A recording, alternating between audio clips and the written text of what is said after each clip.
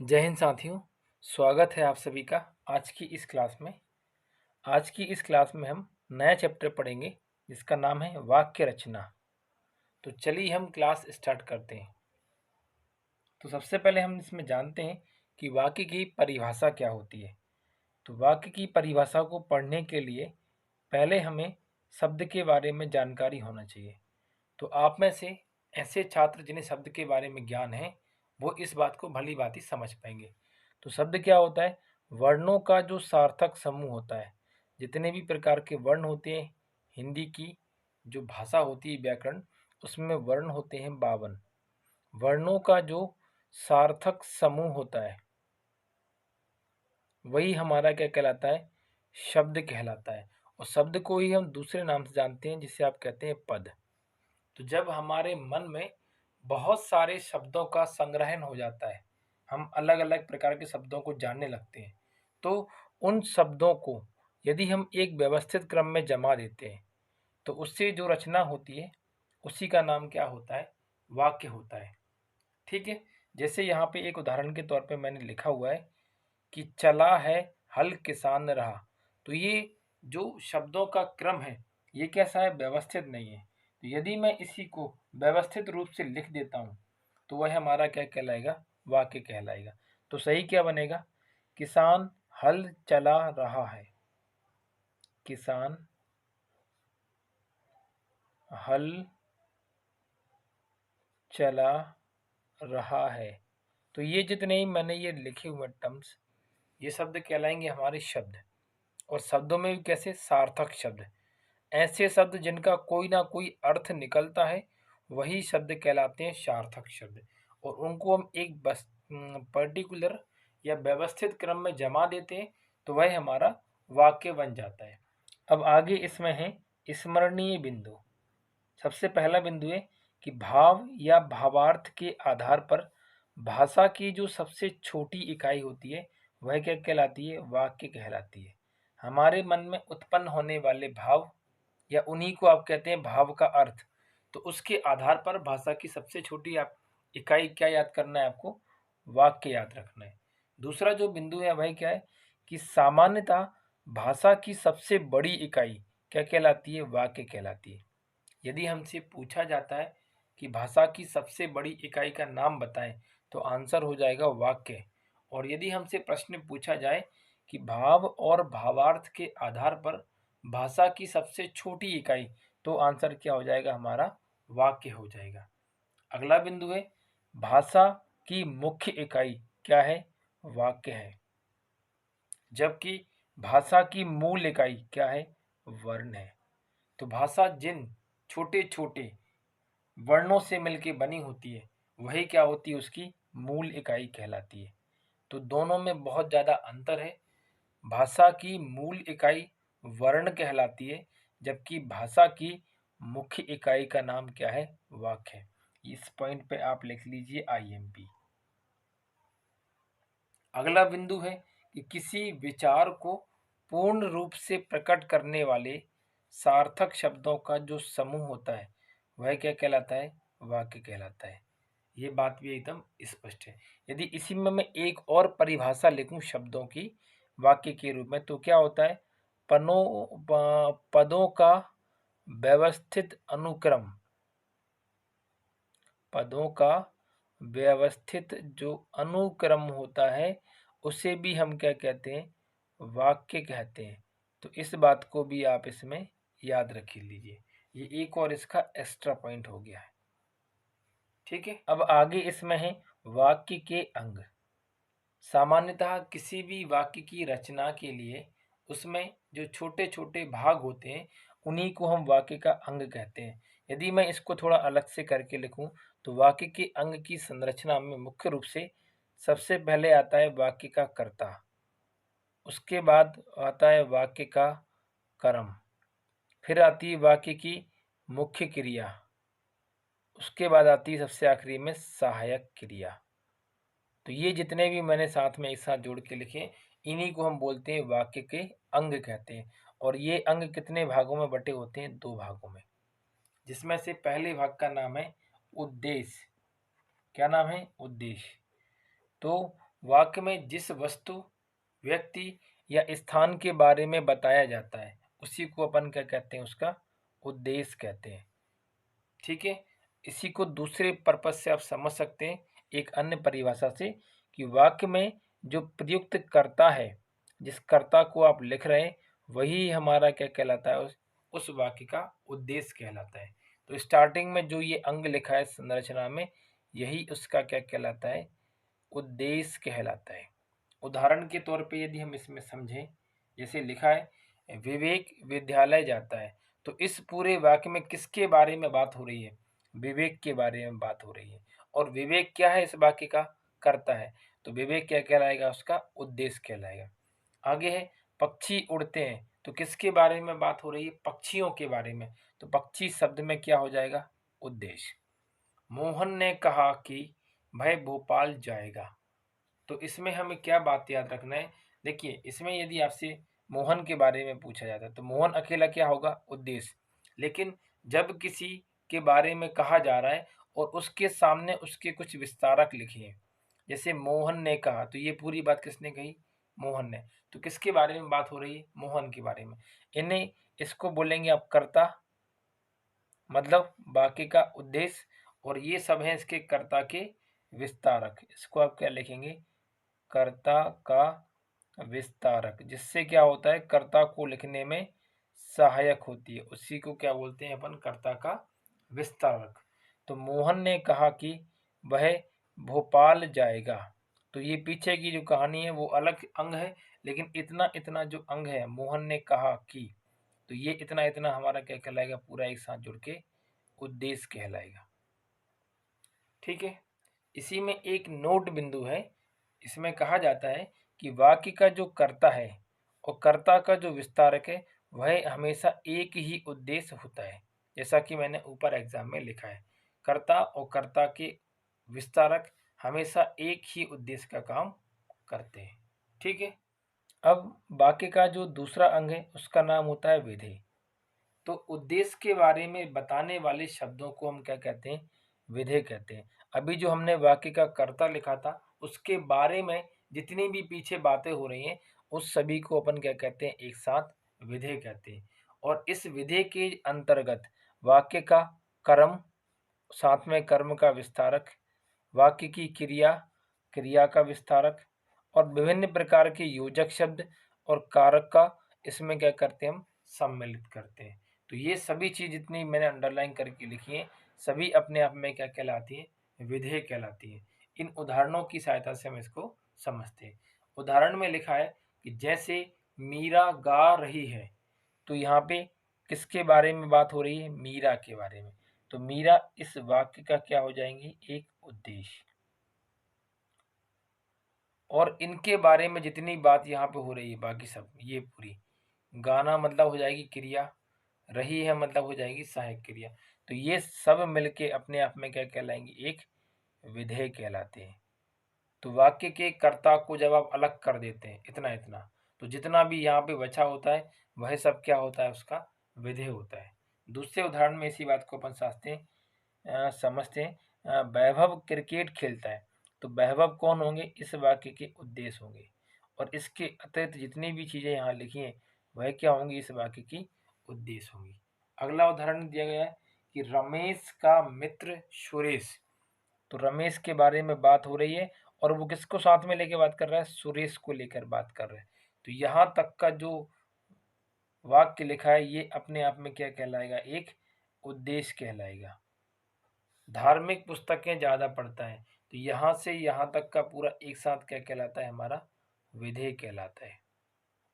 तो यदि पेपर में आपसे पूछा जाता है कि किसी भी वाक्य की संरचना में कुल कितने अंग होते हैं, तो हमारा सही उत्तर कितना हो जाएगा, इसका 2।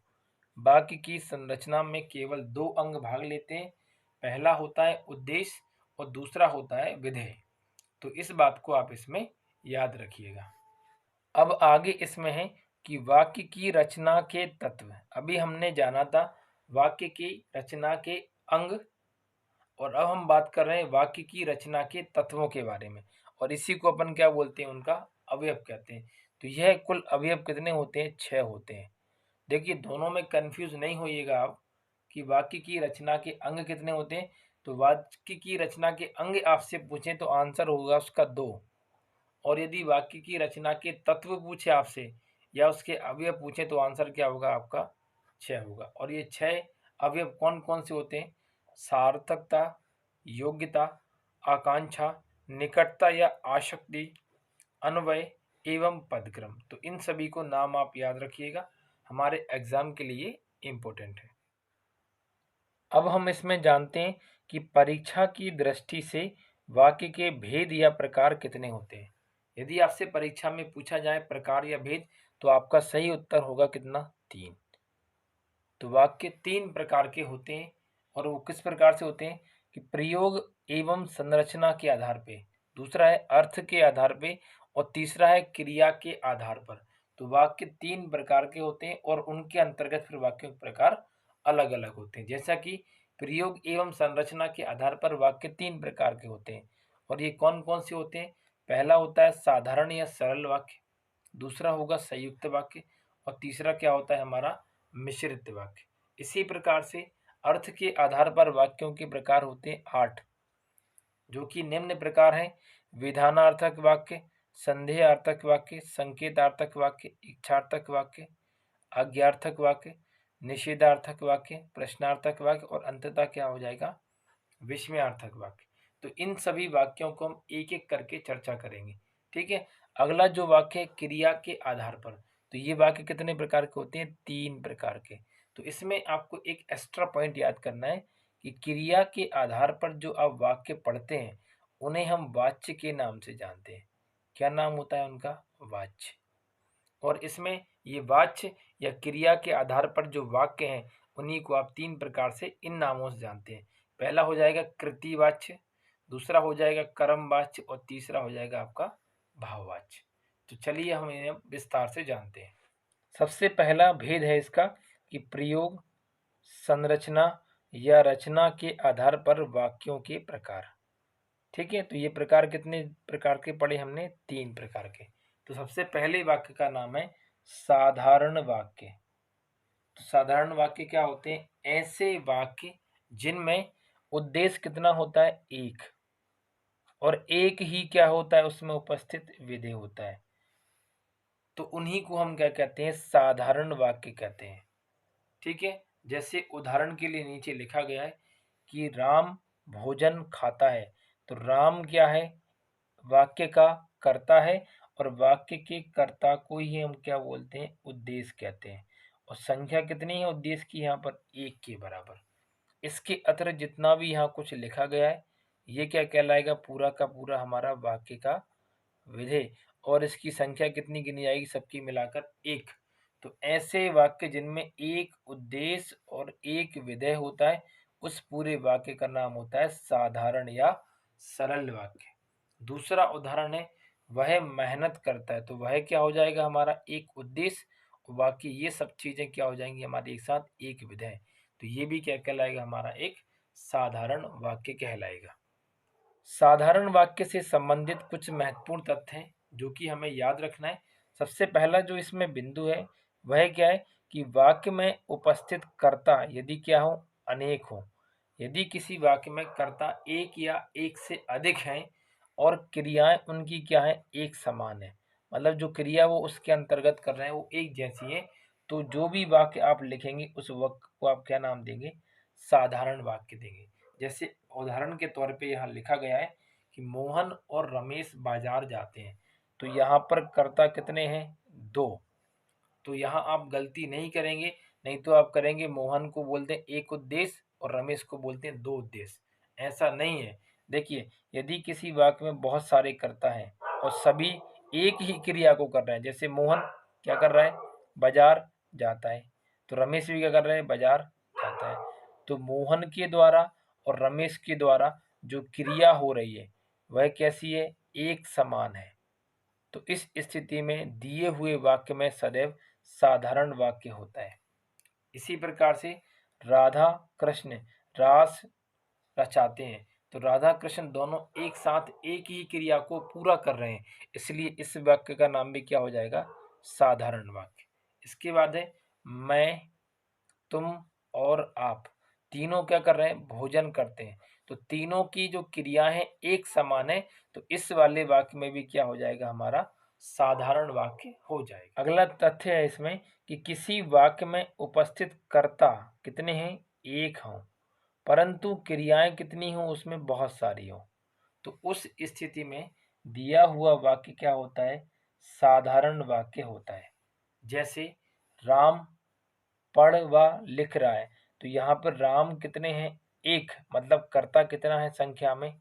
एक है, परंतु राम के द्वारा की जाने वाली क्रियाएं अनेक है, मतलब राम पढ़ भी रहा है और राम लिख भी रहा है। तो यदि किसी वाक्य में कर्ता एक है और वह एक या एक से अधिक क्रियाओं को पूर्ण करता है, तो दिए हुए वाक्य में हमेशा साधारण वाक्य होता है।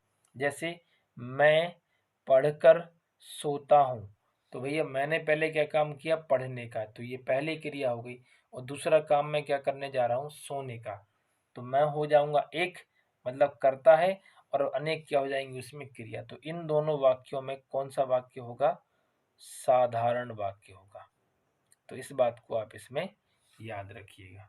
अगला है इसमें कि वाक्य में उपस्थित कर्ता और क्रियाएं दोनों ही क्या हो? अनेक हो, मतलब कर्ता भी बहुत सारे दिए हो और क्रिया भी बहुत सारी दिए हो, परंतु इसमें कर्ता अलग अलग हों और उनके द्वारा की जाने वाली क्रियाएं कैसी हो? समान रूप से हो। तो जो दिया गया वाक्य होगा वह किस प्रकार से होगा? हमारा साधारण वाक्य होगा। तो इस बात को भी आप इसमें याद रखिए। इसको हम उदाहरण की सहायता से समझने का प्रयास करते हैं। जैसे राम, श्याम व मोहन पढ़ व लिख रहे हैं। तो सबसे पहले राम, श्याम और मोहन, तो ये क्या हुआ? कर्ता कितने हैं? अनेक है। पढ़ना, लिखना क्या हो गई? क्रिया, तो क्रिया भी कैसी है? अनेक। तो इस पूरे वाक्य में कौन सा वाक्य होना चाहिए? हमारा साधारण वाक्य। किस प्रकार से होगा? क्योंकि इसमें राम क्या कर रहा है? पढ़ रहा है, साथ में क्या कर रहा है? लिख रहा है। श्याम भी क्या कर रहा है? पढ़ रहा है, साथ में क्या कर रहा है? लिख रहा है। मोहन भी क्या कर रहा है? पढ़ रहा है, साथ में क्या कर रहा है? लिख रहा है। तो यदि किसी वाक्य में उपस्थित कर्ता बहुत सारे हैं और उनके द्वारा की जाने वाली क्रियाएं एक समान रूप से हो रही हैं, तो हम उस वाक्य को हमेशा साधारण वाक्य मानते हैं। जैसे नीचे दिया है, मैं, तुम और वह खेलते और पढ़ते हैं, तो ये वाक्य भी कैसा होगा? हमारा साधारण वाक्य होगा। एक बात और आप इसमें याद रखिएगा कि जितने भी साधारण वाक्य होते हैं, जितने भी साधारण वाक्य होते हैं, उन सभी वाक्यों को आप उपवाक्य के नाम से भी जानते हैं। इनका एक और नाम होता है। तो ये नोट डाल के आप इसमें याद रखिएगा कि साधारण वाक्य को ही उपवाक्य कहते हैं। ठीक है। अब आगे जो दूसरा वाक्य है उसका नाम है संयुक्त वाक्य। संयुक्त वाक्य का एक और नाम होता है जिसे आप बोलते हैं संश्लिष्ट वाक्य।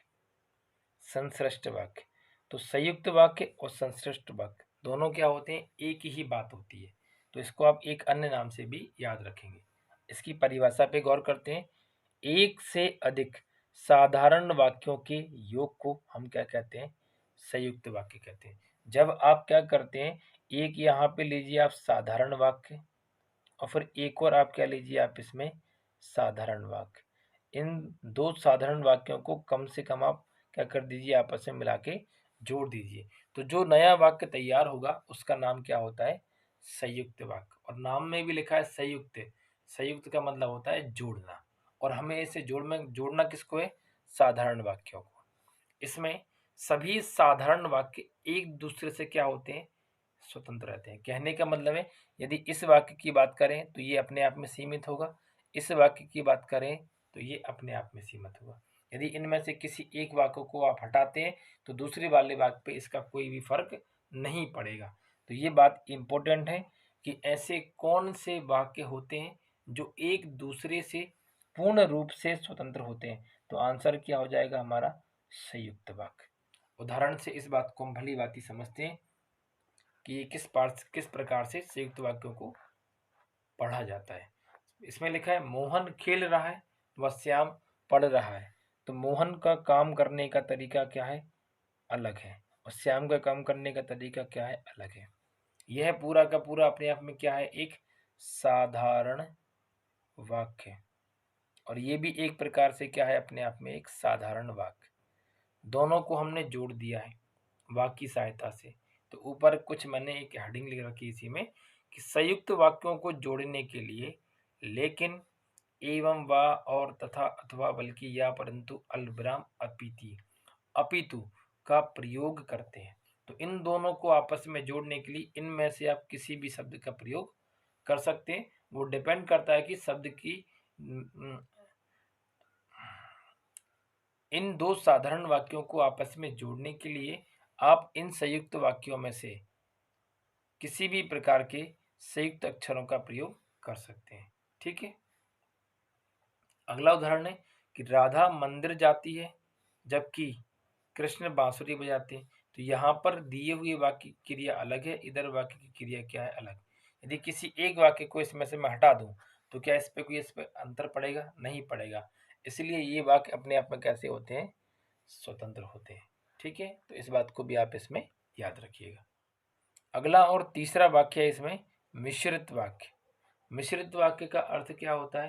पहले हम इसे परिभाषा की सहायता से समझते हैं कि ऐसे वाक्य जिनमें एक प्रधान उपवाक्य होता है और इस प्रधान उपवाक्य के ऊपर शेष सभी वाक्य क्या होते हैं? पूर्ण रूप से आश्रित होते हैं। तो उन्हीं को अपन क्या बोलते हैं? मिश्रित वाक्य कहते हैं।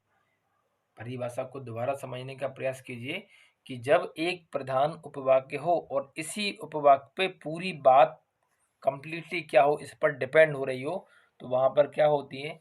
मिश्रित वाक्य होते हैं। जैसे उदाहरण के लिए आप समझ लें इसे कि गांधी जी ने कहा कि सदा सत्य बोलो। तो गांधी जी किसी बात को कहने का काम कर रहे हैं, तो ये पूरा जितना भी मैंने ये लिखा हुआ है, तो ये क्या कहलाएगा? अपने आप में एक प्रधान उपवाक्य। और ये बात, इसकी ये जो बात पीछे लिखी गई, ये किस पर आश्रित है? पूरी की पूरी इस प्रधान वाले पे। तो इसे आप क्या लिखेंगे? आश्रित उपवाक्य। तो किसी वाक्य में एक प्रधान उपवाक्य हो और एक आश्रित उपवाक्य हो जो कि इस पे पूर्ण रूप से आश्रित होता है, उसी का नाम होता है मिश्रित वाक्य। जैसे उदाहरण लिखा है, जिसकी लाठी उसकी भैंस। तो जिसकी लाठी, ये इस पर आश्रित है ये पूरा वाक्य। तो जैसे ये बोलेंगे तो ये वाला वाक्य आपके मुख से साथ में जुड़ के निकल जाएगा। जैसे यदि परिश्रम करेंगे तो सफल होंगे। तो सफल होने की जो प्रवृत्ति है किस पे डिपेंड कर रही है? पूरी की पूरी परिश्रम करने पर। तो हमें इसमें ये बात भी इसमें याद रखना है। तो आज की इस क्लास में हमने वाक्य की परिभाषा, वाक्य के अंग और वाक्य के प्रकार को पढ़ा। ठीक है, तो आज के लिए इतना ही। मिलते हैं हम अगली क्लास में। तब तक के लिए नमस्कार, धन्यवाद।